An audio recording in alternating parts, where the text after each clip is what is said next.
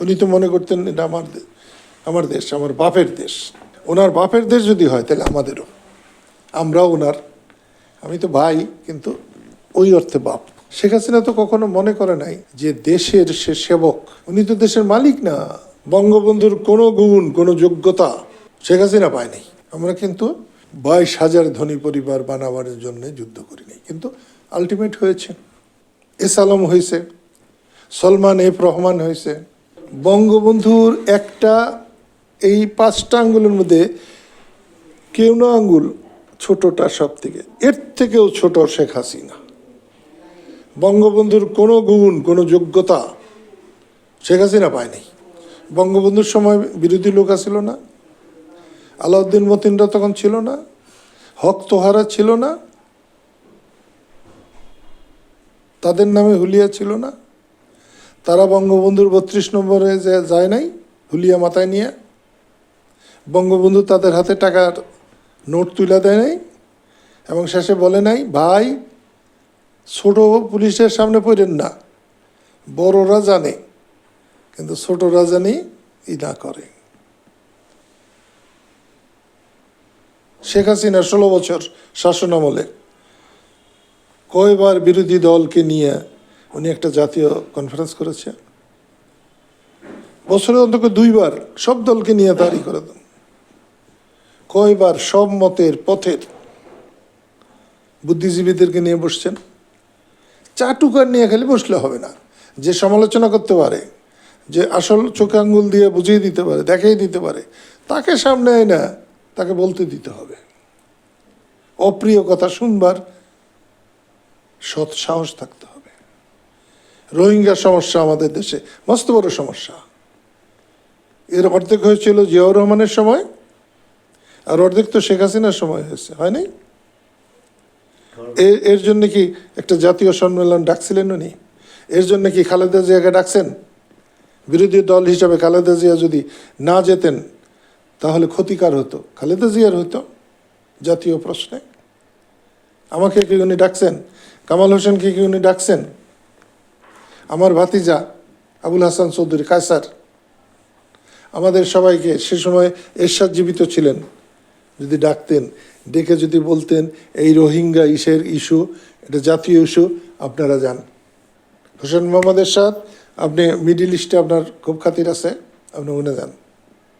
Doctor Kamal Hossain, আপনি ইউরোপে যান। অমুক নেতা, আপনি চীনে যান। আর এ কাদের সিদ্দিকি আর বেশি দূর যাওয়া লাগবে না, ইন্ডিয়া যাও, ইন্ডিয়াকে সামলে তুই আসো।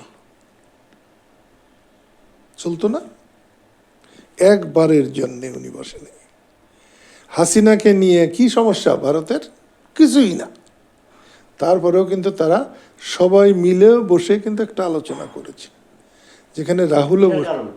এটা একটা জাতির ব্যাপার, আপনি একাই করবেন তাহলে এটা জাতীয় সমস্যা, জাতীয় প্রশ্ন, আপনি বলবেন কি করে? যে কাজটা শেখ হাসিনা কখনো মনে করে নাই। শেখ হাসিনা তো কখনো মনে করে নাই যে দেশের সে সেবক। উনি তো দেশের মালিক না। যখন কোনো দায়িত্বে গেলেন, উনি তো একটাবার কোনো লোক যখন কাজে কাউকে নিয়োগ করে, সে কাজ না করে দিলে কি পয়সা দেব?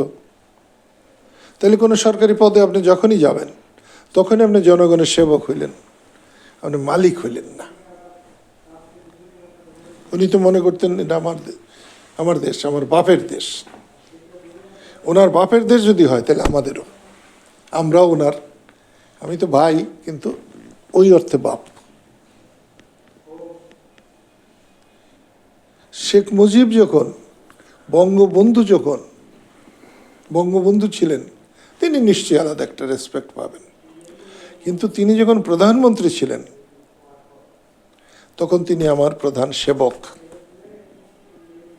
আমার নিরাপত্তা দেখা, আমার সম্মান দেখা, আমাকে আইনের আশ্রয় নিতে সুযোগ দেওয়া সম্পূর্ণভাবে, এটা দায়িত্ব তার।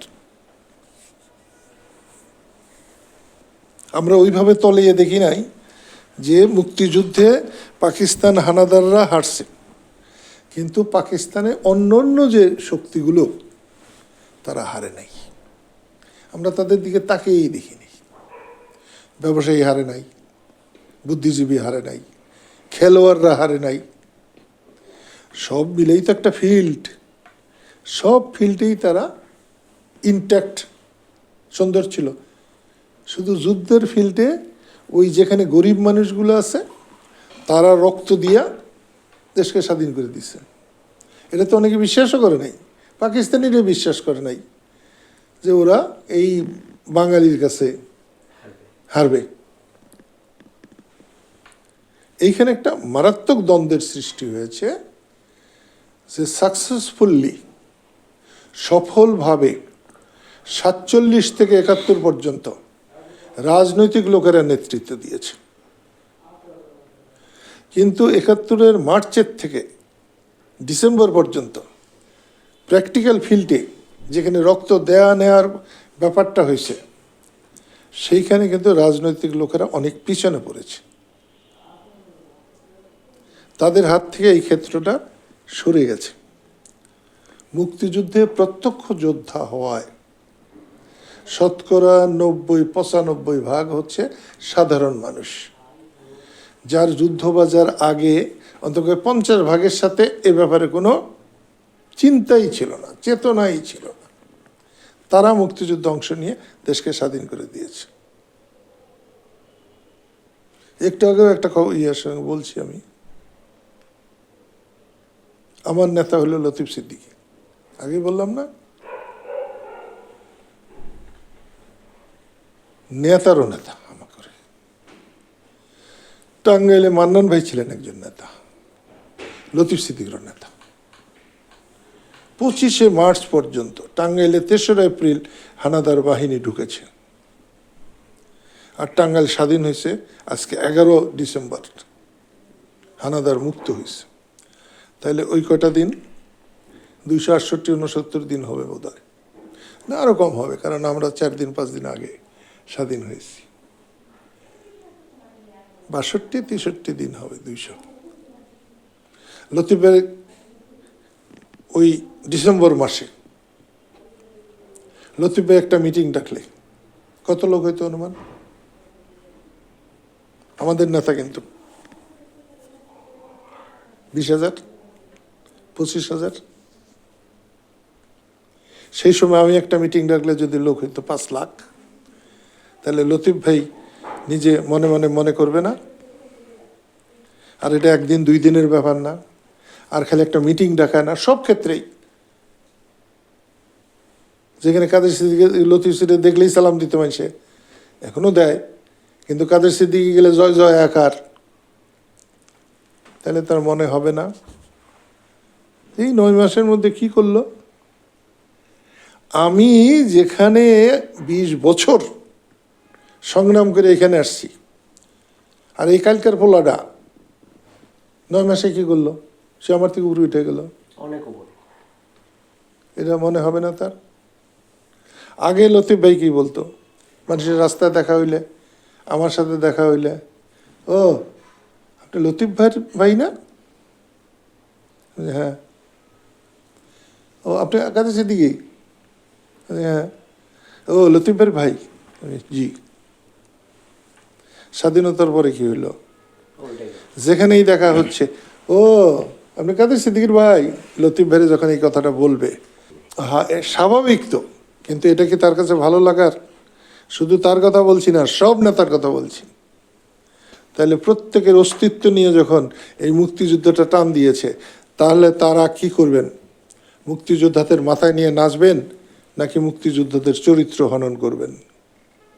একজনও আন্তরিকভাবে মুক্তিযোদ্ধাদেরকে সাপোর্ট করতে পারে নাই, কারণ তাতে তাদের অস্তিত্বই থাকে না।